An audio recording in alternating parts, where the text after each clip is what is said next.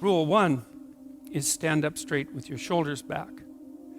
And rule 2 is treat yourself like you're someone responsible for helping.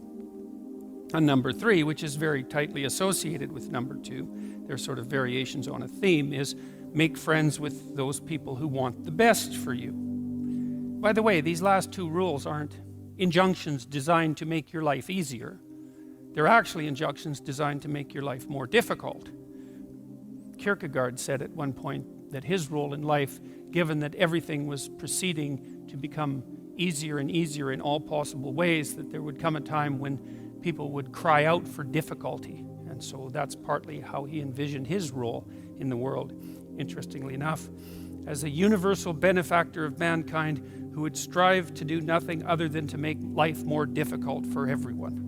Right, and so rule 2 and 3 are like that, because treat yourself as if you're someone responsible for helping isn't the same as be nice to yourself. It's not that. And to associate with people who want the best for you means that they get to demand the best from you. And that's also not an easy thing. Rule 4 is compare yourself to who you were yesterday and not to who someone else is today. And that's an injunction about envy. You need things that are above you because you need to do something worthwhile with your life. You need something to aim at, but one of the consequences of that is that you can become envious of people that you believe have attained more in a deserved or undeserved manner, and that can make you bitter. And so it's much better to compare yourself to yourself and to use yourself as the target for improvement and comparison. Rule 5 is don't let your children do anything that makes you dislike them. And the rule of thumb there is if you dislike them, then other people will. And it's a bad idea to allow your children to act in a way that makes other children dislike them or adults dislike them, given that they're going to have to deal with children and they're going to have to deal with adults. So your primary responsibility as a parent is to help your child learn how to behave so that the social world opens up its arms to them and welcomes them at every level. And you've done your job if you can manage that, and it's not a simple thing to do. Rule 6 is put your house in perfect order before you criticize the world. And that's not take no action for others until you have your act together. That isn't what the rule means. It means that bind your ambition with humility and work on what's right in front of you that you will suffer for if you get wrong before you engage in the large-scale transformation of other people. Rule 7 is do what is meaningful and not what is expedient. And I would say in some sense that's the core ethos of the book.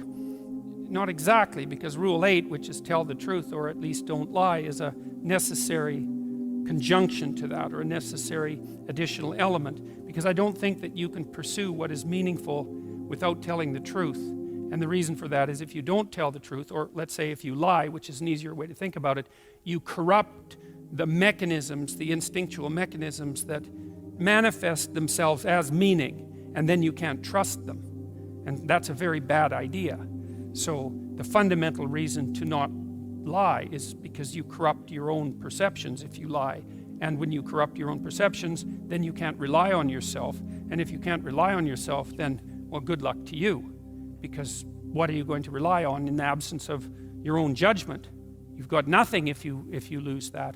Rule 8 is, as I said, tell the truth or at least don't lie. Rule 9, assume that the person that you're listening to knows something you don't. And that's not so much a mark of respect for the person, although it is that. It's a mark of recognition of your own unbearable ignorance. One of the things you have to do in life, you have to decide what's more important, what you know or what you don't know. First of all, there's a lot of what you don't know. And so if you make friends with that, if you decide that's important, then, well, that's a good thing, because you're going to be surrounded by what you don't know your entire life. And so if you're appreciative of that, then that's going to make things go better for you.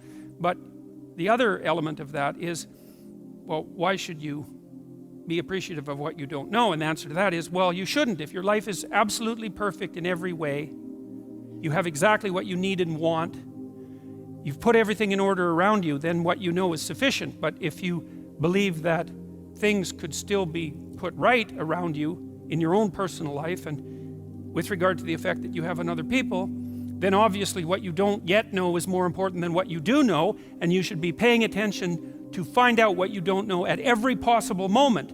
And if you're fortunate when you have a conversation with someone and you're actually interested in what they say, then even if they're not very good at communicating, even if they're awkward, or even if they display a certain amount of enmity towards you, there's always the possibility that they might tell you something you don't know, in which case you can walk away from the conversation less ignorant and corrupt than you were when you started the conversation. And if your life isn't everything that you would like it to be, then being slightly less ignorant and corrupt is probably a good thing. And so Rule 10 is be precise in your speech. And that's an observation, I would say, that's a variant of a New Testament injunction, which is, or maybe a description of the nature of the world, which is knock and the door will open, and ask and you will receive, which is a very strange theory, let's say, but which I would say is far more in accordance with what we know about the psychology of perception, let's say, than you might imagine, because it is the case that you don't get what you don't aim at. You might get what you do aim at, and your aim might get better as you aim as well, which is something to consider. If you specify the nature of the being that you want to bring into being, then you radically increase the probability that that's what will occur. And of course you all know that because you regard yourself, at least to some degree, as active creative agents, right? Your fundamental attitude towards yourself, at least in the manner that you act towards yourself, is that you wake up in the morning and you have a landscape of possibilities that lay themselves open to you, and you make choices between those possibilities and determine in consequence how the world is going to manifest itself. So you confront a field of potential. That's a good way of thinking about it. And through your choices, you determine which elements of that potential are going to concretize themselves into the real world. And you are very unhappy with yourself if you don't do that properly, and you're very unhappy with other people if they don't do that properly, and you're very unhappy with other people if they don't treat you like that's what you're like. Because part of what you demand from people, let's say, in terms of sheer civility, is that they act towards you as if you're the locus of voluntary choice in a world of potential. And you upbraid each other for that as well. If you have children and parents, your parents will say to you, if you're fortunate, you're not living up to your potential, which is actually a compliment in a sense, even though it's also a judgment. And the compliment is, I know perfectly well that you could be more than you are. And you'll hang your head if you have any sense, and you'll think like you think in relationship to your own conscience, that yes, I have a lot of potential that I'm not fully realizing, and that actually constitutes a transgression against the good. And I don't think I've ever met anyone who doesn't believe that. If you have a reasonable conversation with them, it just seems self-evident. I mean, maybe now and then you meet someone who's narcissistically self-satisfied, but then they're narcissistic, and that's not good. That as a medium to long-term strategy, that's a catastrophe. That ends in disaster. You know, it's a short term, it protects people, but long term, it's not good in the least. And of course, other people don't appreciate it as well. Rule 11 is don't bother children when they're skateboarding. And that's actually a discussion of courage, of encouragement more specifically, because I've been trying to understand, for example, what role parents play in the lives of their children. And I would say this is a role that is of fundamental importance, as well as attempting to guide your children so that they act in a socially desirable manner so that the world opens itself up to them. You also want to encourage them, which is not the same as sheltering them. It's not the same at all. And to encourage someone is to say something like, or to act out something like, look, kid, the world's already difficult, because the world isn't easy for children any more than it's easy for adults. The difficulties are, they're not the same. They're child-sized difficulties, but they're still difficulties. The world is a very hard place, and it's a bitter place in many ways. And it's not only a hard and bitter place, it's also touched with betrayal and malevolence. And that's the fundamental bottom line. but there's something in you that is capable of taking that full on and transcending it. And that's encouragement. You say, well, as difficult as things are, you're up to the challenge.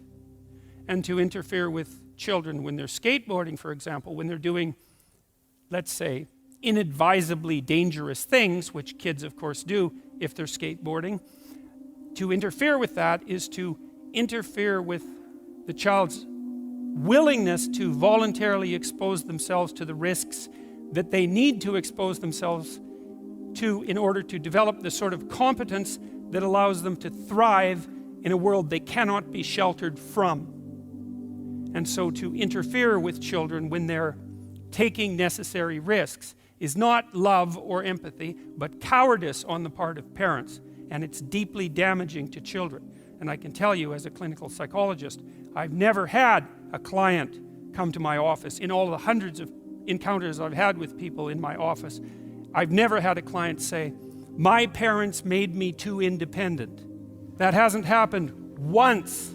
Right, now, my parents made me too dependent, or I conspired with my parents to perpetuate my dependence. That happened all the time. So there's a rule of thumb, which I think is a good one, which I believe is often applied in nursing homes by people who work in nursing homes, which is of course a very difficult job. And the rule is, do not do anything for anyone they can do for themselves.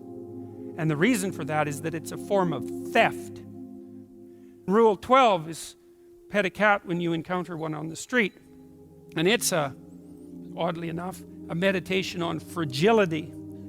It's a discussion of what you do when you don't know what to do. And that's really when things have gone badly for you, when you face a terrible tragedy in your own personal life or in your familial life, or perhaps even in the life of your community, when things come crowding in at you too quickly. In the case of a death in the family, or a terrible illness, or the collapse of a dream, or any of the things that can flip your world upside down, is how do you cope with that? And that chapter contains a discussion of the necessity of narrowing your time frame, because sometimes the right way to look at the world is across years, and sometimes it's across months, and when things are more out of control, perhaps it's across days, and when you're really up against the wall, it's across hours or even minutes.